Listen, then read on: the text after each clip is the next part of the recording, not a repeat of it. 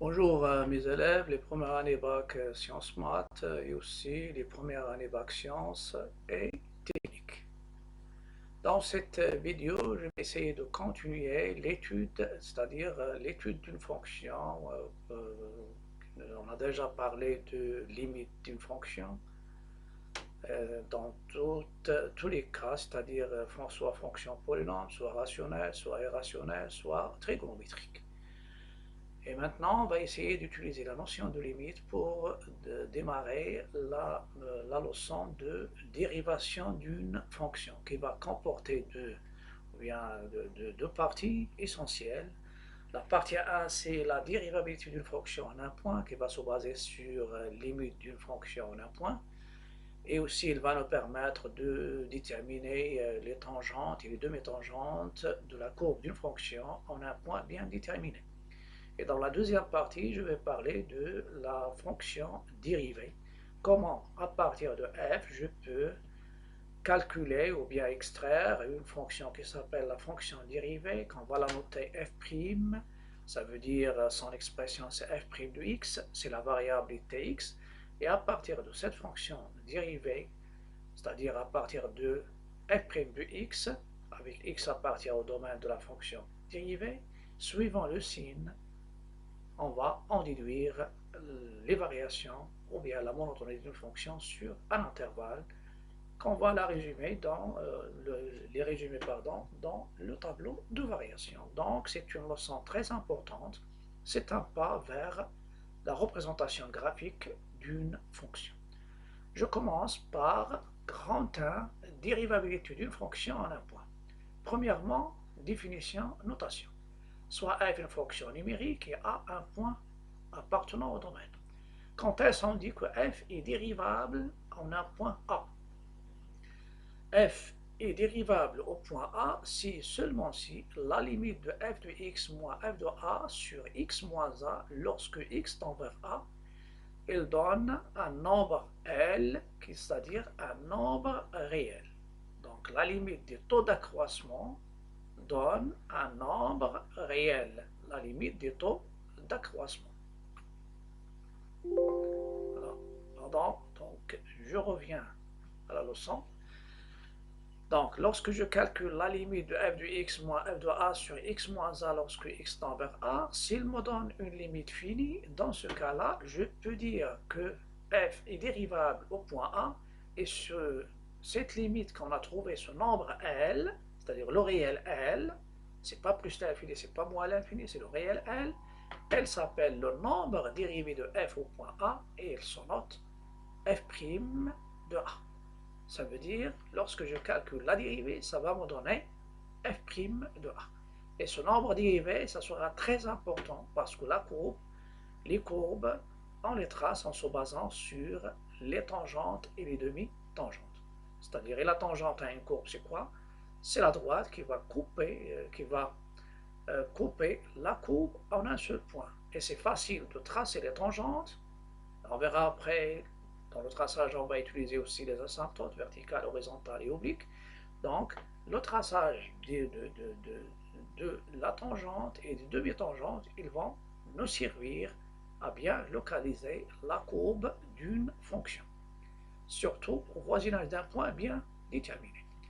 Normalement, vous avez cette limite de taux d'accroissement et cette limite, je peux même dire que f est dérivable si et seulement si aussi,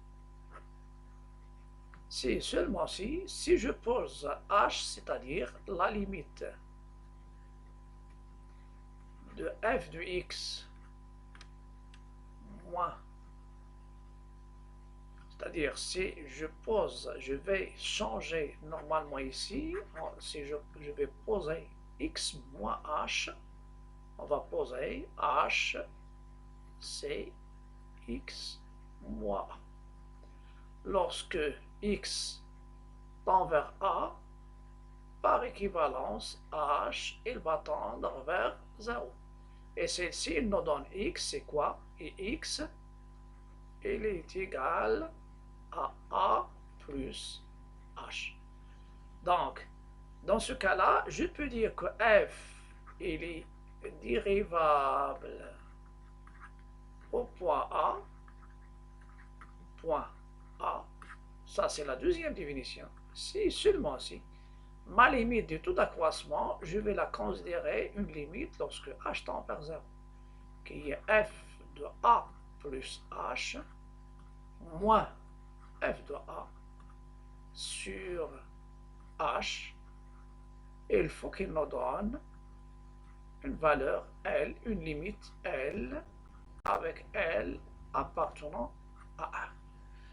Donc la dérivabilité, je vais la définir de deux manières, c'est-à-dire soit en utilisant la limite de taux d'accroissement f de x moins f de a sur x moins a, lorsque x tend vers 1, ou bien la limite de taux d'accroissement f de a plus h moins f de a sur h, lorsque h tend vers 0, soit la limite d'un taux d'accroissement en h qui tend vers 0, ou bien en a, entre x et limite f de x moins f de a sur x moins a lorsque x tend vers 1.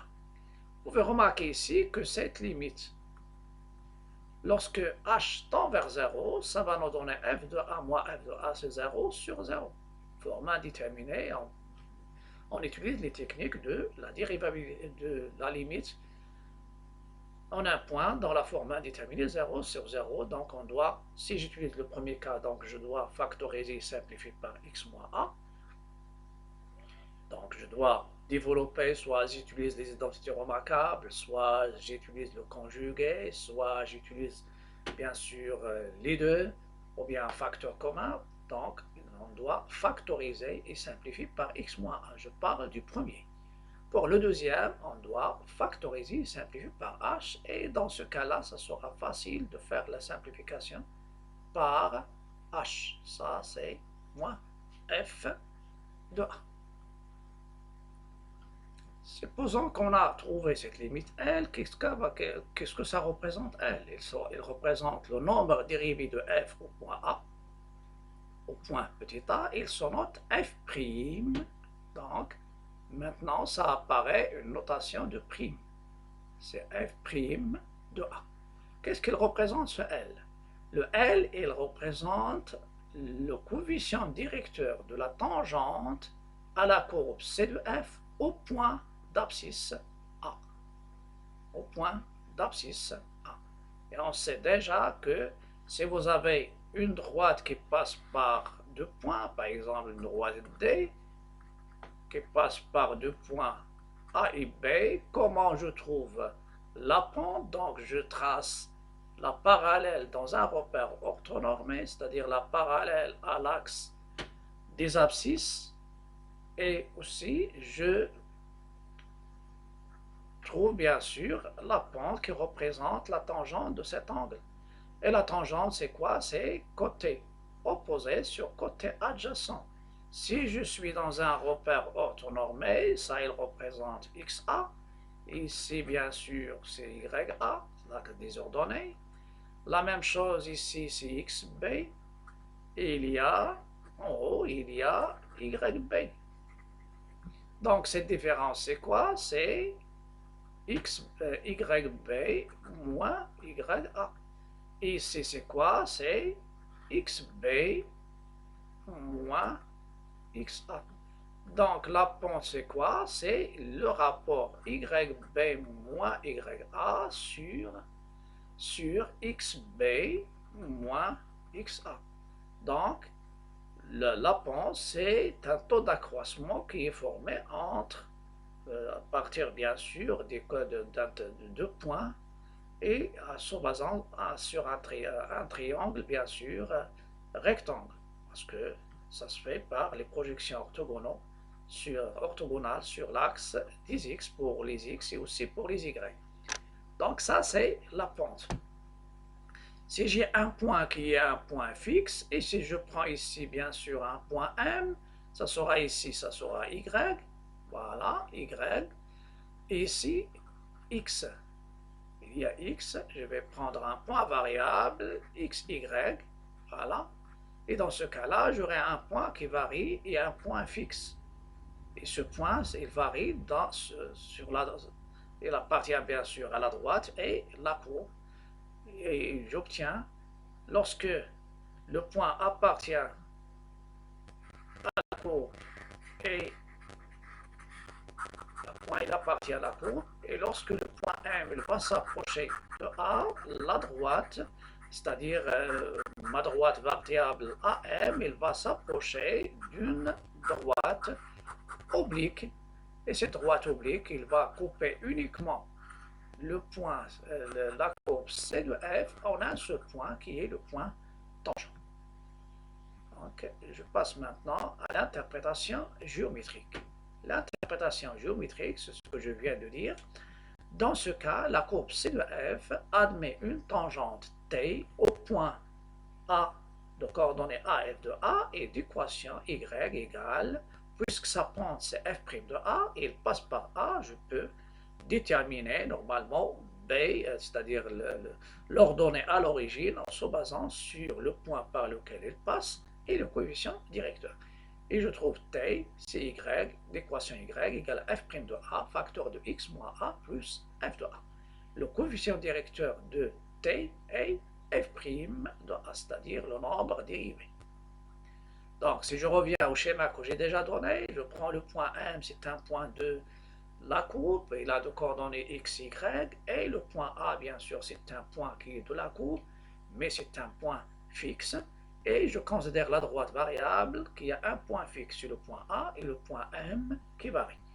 Lorsque la pente, ça sera la pente c'est y moins YA sur, c'est-à-dire f de x moins f de a sur x moins a, et lorsque le point M il s'approche bien sûr du point A, la pente, le point M, la pente, elle va s'approcher au coefficient directeur de la droite qui passe bien, le coefficient directeur, ça sera la limite de f de x moins f de a sur x moins a, et ça sera, c'est le coefficient directeur de la tangente à la courbe au point A.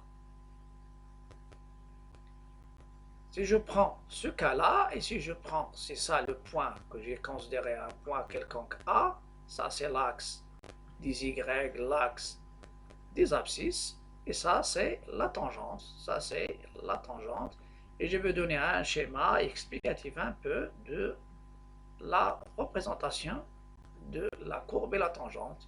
Donc on peut avoir la courbe comme ça, il va toucher la tangente et après elle continue à croître. Donc ça c'est un schéma qui explique un peu la situation de la tangente.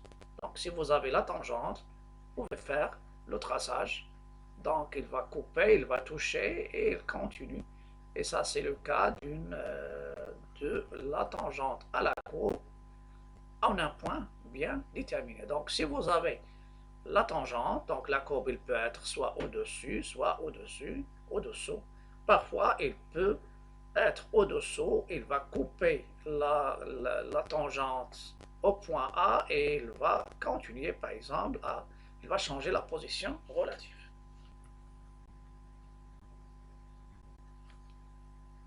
On passe maintenant à un exemple, c'est-à-dire on va pratiquer ce qu'on vient de dire. Donc ce qui compte pour étudier la dérivabilité d'une fonction en un point, ou bien pour montrer qu'une fonction est dérivable en un point, on doit calculer la limite de f de x moins f de a sur x moins a lorsque x tend vers 0, vers a, ou bien je calcule la limite de f de a plus h moins f de a sur h lorsque h tend vers 0.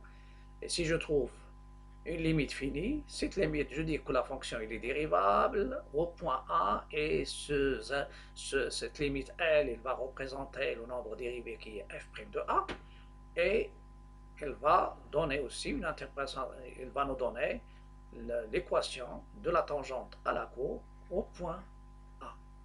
Et ce qu'on va faire dans la représentation graphique, on va tracer les tangentes et après la tangente et après la courbe. Donc, un exemple, on considère la fonction numérique f définie sur R par f de x égale x à la puissance 3 moins x carré plus 3x plus 2. Montrer que f est dérivable au point A et donner f' de A. Deuxième chose, déterminer l'équation de la tangente à CF au point A. Donc, vous allez voir qu'on va pratiquer de ce qu'on a utilisé, ce qu'on a bien sûr fait dans le calcul de limite. Donc la question numéro 1, montrons que f est dérivable au point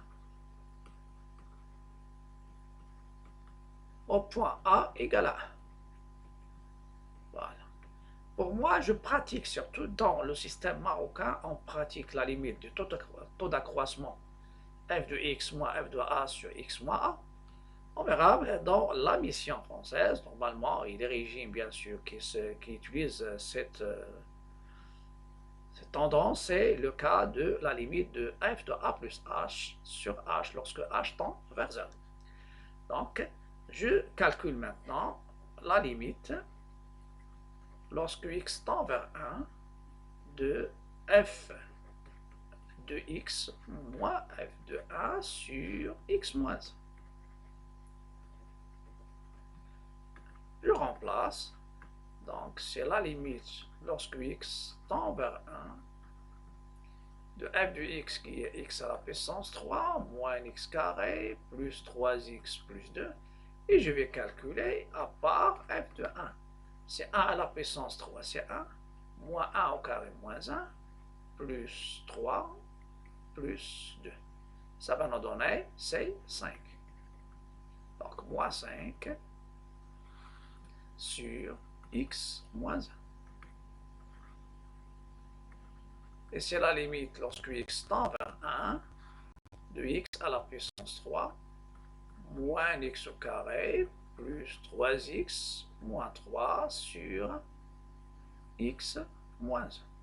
Si vous remplacez, ça va vous donner ici normalement, en général c'est f de a moins f de a. S'il n'y a pas d'erreur de calcul, ça va donner 0 sur 0 qui est forme indéterminée. Donc, on peut s'assurer 1 moins 1 c'est 0, 3 moins 3 c'est 0. Vous pouvez remarquer ici, soit j'utilise la division euclidienne, ou bien je vais essayer de factoriser par x moins 1 en haut et en bas. Vous remarquez ici, il y a un x au carré en facteur, et ça reste x moins 1, sinon vous utilisez la division euclidienne. X moins 1 sur x moins 1. Voilà, et après je vais continuer. Donc, la limite lorsque x tend vers 1 de f de x moins f de 1, f de x moins f de 1 sur x moins 1, c'est la limite lorsque x tend vers 1 de x moins 1 facteur de x au carré plus 3 sur x moins 1. Je vais revenir, est-ce que c'est plus 3? Donc, je factorise par x moins 1, ça reste x plus 3. Après, je simplifie. La technique, c'est de factoriser et simplifier par x moins a. Voilà. Et ça vous donne ce qu'est la forme qui va nous donner la valeur de la limite. Lorsque x tend vers 1, de x carré plus 3, et c'est 1 plus 3, c'est 4, appartient à R. Normalement, calculer une limite, c'est stopper. Une fois que tu trouves la valeur de la limite, tu stoppes. Maintenant, non. Je calcule la limite et j'en déduis. Et j'en déduis la dérivabilité. On a 4 appartenant à R. Donc, ou bien je l'indique ici, donc f est dérivable au point A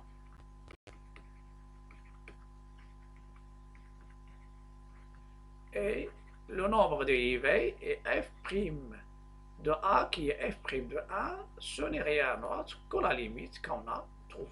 Voilà. L'équation 2, c'est la question 2. Déterminer l'équation de la tangente ACF au point A. L'équation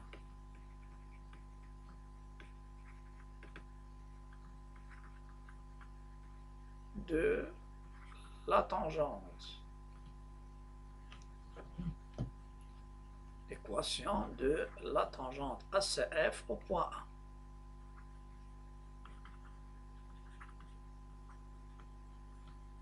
La tangente,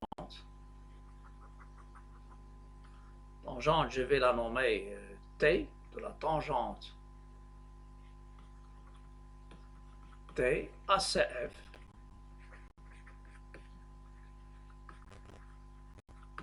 au point A de coordonnées 1, f de 1, f de 1 et f de 1, on a trouvé, c'est 5. Quelle est cette équation?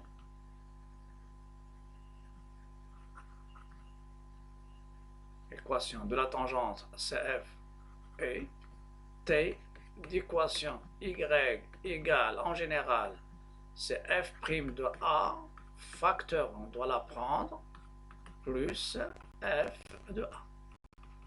Ça va donner T, et les équations Y égale f', ça c'est A, f' de 1, facteur de x moins 1, plus f de 1. Je dois m'assurer que f de 1 c'est 5, f de 1 c'est 5. Donc, et après, je remplace pour trouver une équation réduite. Ça, c'est f' de 1. Quand on a trouvé f' de 1, c'est 4. Donc, vous avez l'image de 1 par f et par f', plus 5, qui est égal à 4x. Vous avez moins 4 plus 5, moins 4 plus 5, donc c'est plus 1. Et voilà, ça c'est l'équation de la tangente. Donc la tangente, quelle est son équation?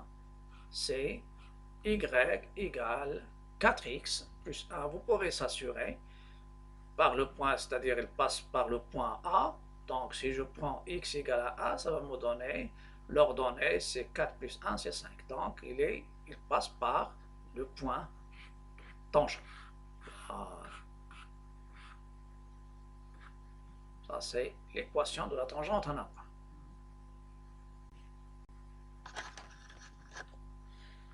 Je vais traiter maintenant un exercice d'une fonction. On a parlé d'une fonction polynôme. Maintenant, je vais passer à une fonction irrationnelle. On donne la fonction g définie par g de x, c'est la racine de x carré plus x moins x. Donner le domaine, c'est-à-dire maintenant je commence les questions qu'on va aborder dans l'étude de fonctions. Le domaine de définition, après je vais passer limite aux bornes des domaines. Et pour préciser les tangentes, bien la tangente ou bien les tangentes en un point bien déterminé, j'ai considéré ici, j'ai demandé l'étude de la dérivabilité de g au point 2. Et aussi l'interprétation graphique, interpréter graphiquement le résultat obtenu. Ça c'est la question 4. Après on va trouver, calculer la dérivée. Et après la dérivée, donner le tableau de variation, étudier les branches infinies et après tracer la courbe. Donc on doit, maintenant c'est le chemin vers la représentation graphique d'une courbe. Ça sera la leçon prochaine, ça sera étude d'une fonction. Et lorsque je parle de l'étude d'une fonction, c'est une étude complète. Il commence par le domaine et il se termine par la représentation graphique. Je passe maintenant aux solutions. Vous pouvez mettre pause, chercher et après passer aux solutions. Donc, déterminant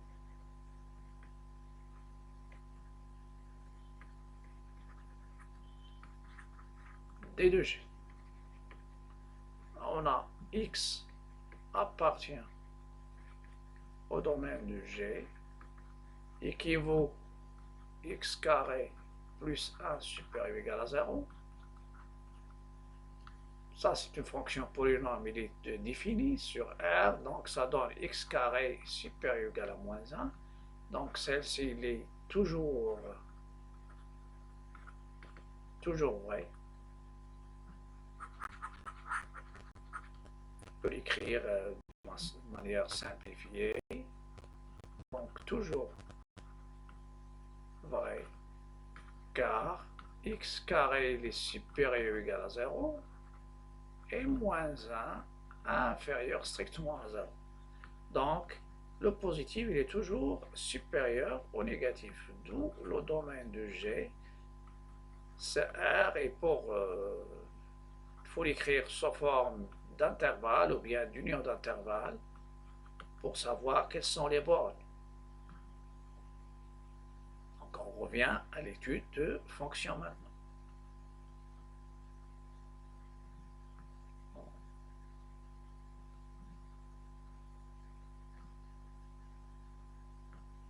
Voilà, ça c'est le domaine de définition. Après, je vais passer au calcul de limite.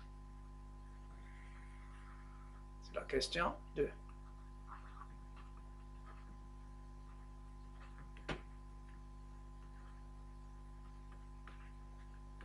Vous avez deux limites. La première, c'est la limite lorsque de f de x, lorsque x tend vers moins l'infini. Et c'est la limite en moins l'infini de la racine de x carré plus a moins x. Il est égal plus l'infini plus l'infini, c'est plus l'infini. Car la limite lorsque x tend vers moins l'infini de x carré plus 1, c'est plus l'infini. Et la limite lorsque x tend vers moins l'infini de moins x, c'est plus l'infini. Calculons maintenant la limite de f de x lorsque x tend vers plus l'infini.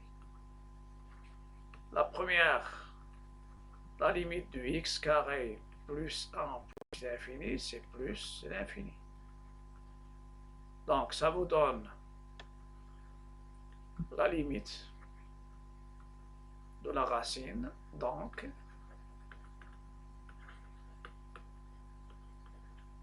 de la racine de x carré plus 1, c'est plus l'infini.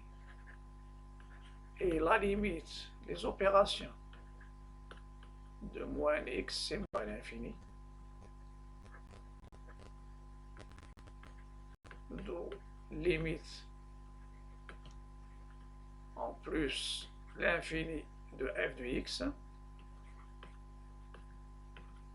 ça sera plus l'infini moins l'infini, c'est forme indéterminée.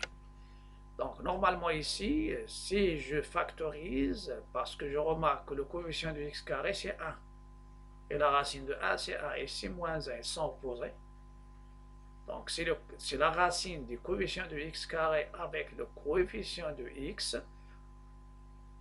Si vous avez ici ax plus b, c'est-à-dire le même coefficient de i, s'ils sont opposés, une fois tu factorises, tu vas trouver l'infini fois 0. S'ils ne sont pas opposés, dans ce cas-là, tu peux factoriser. Donc, je vais multiplier par le conjugué. Donc, je multiplie par le conjugué et je vais obtenir la limite en plus l'infini de f de x. C'est la limite en plus l'infini de la racine de x au carré plus 1 moins x. Ça sera, le conjugué au dénominateur, c'est x carré plus 1 moins, il devient plus x. Et en haut, si je multiplie, je vais faire les étapes pour se rappeler bien sûr des techniques. Une fois que je multiplie numérateur et dénominateur par le conjugué, ça apparaît la différence des carrés, soit en haut, soit en bas. Et ça va donner la limite en plus d'infini. Ce qui en passe, c'est la racine de x carré plus 1 plus x. En haut, c'est la différence des carrés, c'est x carré plus 1 moins x au carré. Je simplifie. Et je vais trouver étoile, il est égal à la limite, lorsque x tend vers plus l'infini, de 1 sur la racine de x carré plus 1 plus x, qui est égal à, et je sais plus l'infini, c'est plus l'infini, et ça va nous donner 0. La question 3, c'est l'étude de la dérivabilité au point 2. Voilà. 3. Ça, c'est nouveau. Étudiant la dérivabilité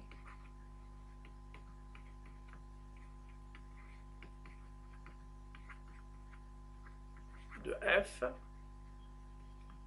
au point a égale à 2. Je commence par le calcul de f de 2. C'est la racine de 2 au carré plus 1 moins 2.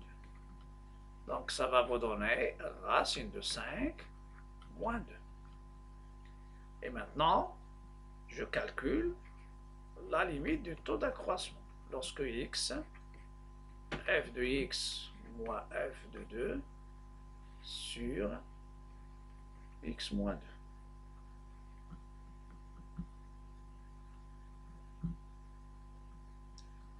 Donc cette limite, je vais l'écrire maintenant pour avoir de la place. Donc c'est la limite lorsque x tend vers 2, la racine de x carré plus 1 moins x moins racine de 5 moins 2 sur x moins 2. Si vous vérifiez, vous allez trouver c'est 0, cette limite. Donc, racine de 5 moins racine de 5, moins 2, plus 2, donc 0 sur 0. C'est une forme indéterminée. Comment je vais procéder pour lever l'indétermination? On va essayer de faire soit, c'est-à-dire on va changer la forme de ma fonction. Donc, la limite de f de x moins f de 2 sur x moins 2. Voilà, sur x moins 2. C'est une technique à suivre. Vous pouvez remarquer ici, lorsque je calcule sur 0, je remplace ici par 2, ça donne racine de 5, moins 2, moins racine de 5 et plus 2. Donc, vous pouvez remarquer quand je vais regrouper ce qui est en radical, juste à côté. Donc, je fais racine de x carré plus 1 moins racine de 5 et je fais moins x moins 2. Donc, moins x plus 2. Maintenant, vous pouvez savoir quelle est l'astuce. C'est une astuce qui va me permettre de simplifier les calculs, c'est-à-dire les étapes de calcul. Vous pouvez faire le conjugué. Ce que ça va donner? Ça va donner, bien sûr, sans doute, mais ça sera assez long. Ça, c'est moins 2. Donc, je vais changer le taux d'accroissement. La fraction, je vais la diviser en 2. En 2 fractions. Voilà. Donc, ça sera égal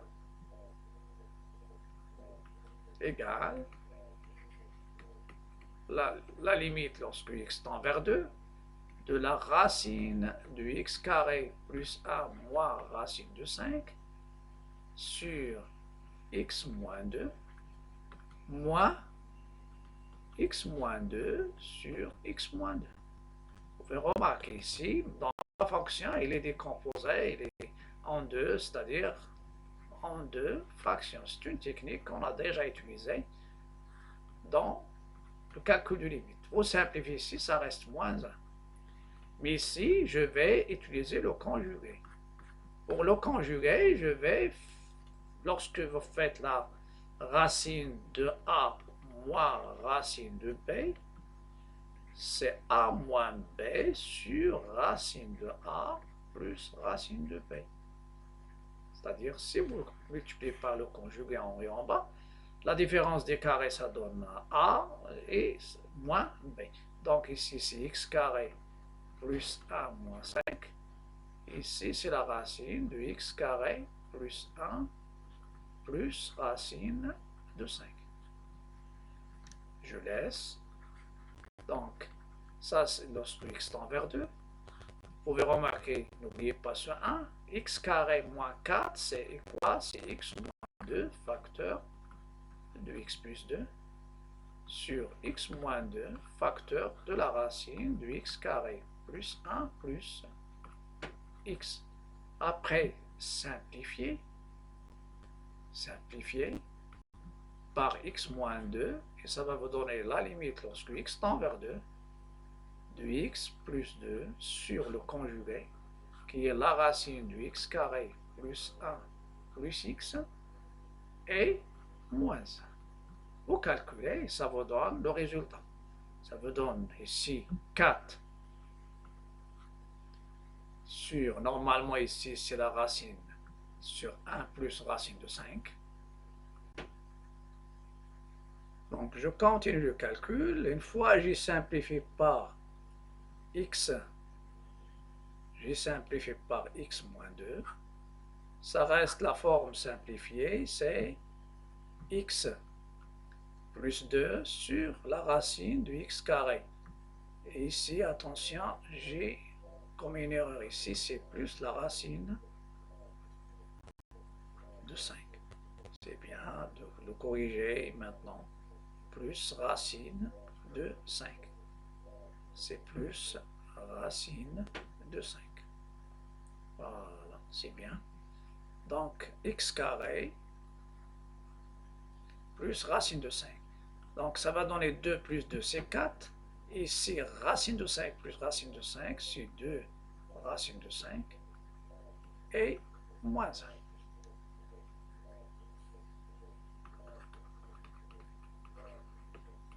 Lorsque x tend vers 2, de f de x moins f de 2 sur x moins 2. Je vais éliminer la racine de 5 au dénominateur, donc je simplifie par 2, donc 2 racine de 5 sur 5. Donc une fois je simplifie par 2, ça reste 2 sur racine de 5. C'est 2 racine de 5 sur 5 moins 1. 2 racine de 5 sur 5 moins 1. Et la partie R, d'où f est dérivable.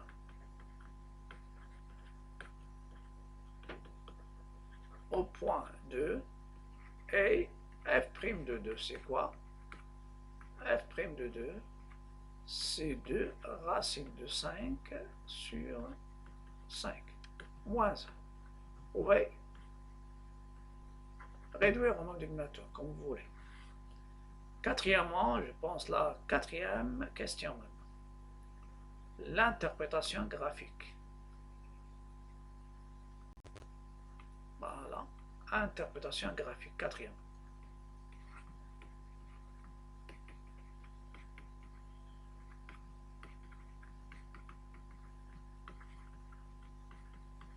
Graphique ou bien géométrique. C de f admet une tangente T au point, la considère as, parfois on peut vous donner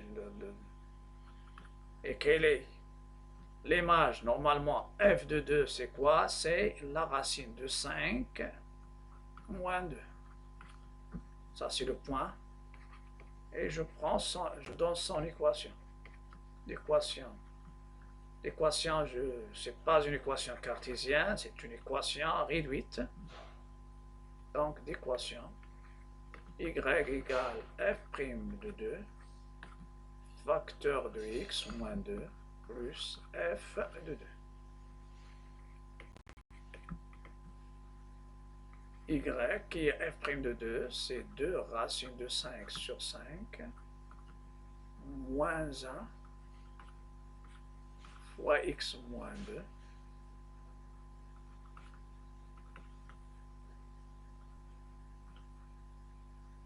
Donc, je développe, ça va donner 2 racines de 5 sur 5 moins 1 fois x. Donc, ça, c'est ax. Ou bien, c'est mx. Le m, c'est le coefficient px. En général, la pente, on la note p. Y égale à px plus m. On cherche le coefficient, l'ordonnée à l'origine. Ça sera normalement 2 racines de 5 sur 5 moins 1 multiplié par moins 2. Donc on va la calculer. Donc c'est 2 racines de 5 sur 5 moins 1 multiplié par moins 2. Voilà. Lorsque je développe, ça sera multiplié par moins 2 plus racine de 5 moins 2. Ça va nous donner 2 racines de 5 sur 5 plus 2 plus racine de 5 et vous avez moins 2. En simplifiant, ça va donner 2 racines de 5 sur 5 plus 5 racines de 5 sur 5, donc 7 racines de 5 sur 5. 7 racines de 5 sur 5. Voilà, c'est ça l'équation cartésienne de la tangence. Pardon, ici, il y a une petite erreur. L'erreur, il n'y a pas une petite et une grande, c'est une erreur. Donc, je n'ai pas utilisé les parenthèses. Donc, ça, c'est la première. Donc, moins 2, ça va donner moins 2 racine de 5 sur 5, plus 2, plus racine de 5 sur 5. Et ça va vous donner moins 2 racine de 5 sur 5, plus 5 racine de 5 sur 5. Racine de 5 sur 5. Donc, moins 2 plus 5, ça donne 3. Donc, 3 racine de 5 sur 5. On découvre l'erreur en calculant, en vérifiant est-ce que cette tangente passe par le point tangent. Donc 3 racine de 5. Lorsque on fait les calculs, normalement ici, si je multiplie par 2, ça va donner 2 racines de 5 sur 5,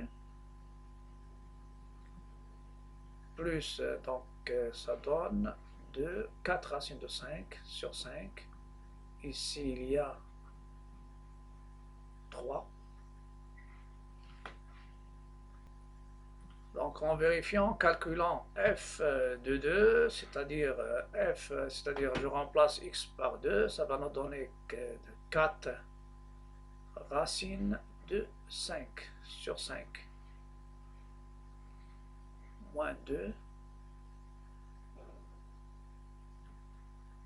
et 3 racines de 5 sur 5. 4 racines de 5 sur 5.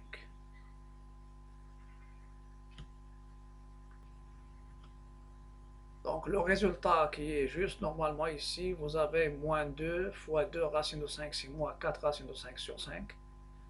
Moins 2 fois moins 1, c'est plus 2, plus racine de 5. Donc j'ai déjà mis ici de 3, non. Donc ça donne moins 4 racines de 5 sur 5, plus 5 racines de 5 sur 5.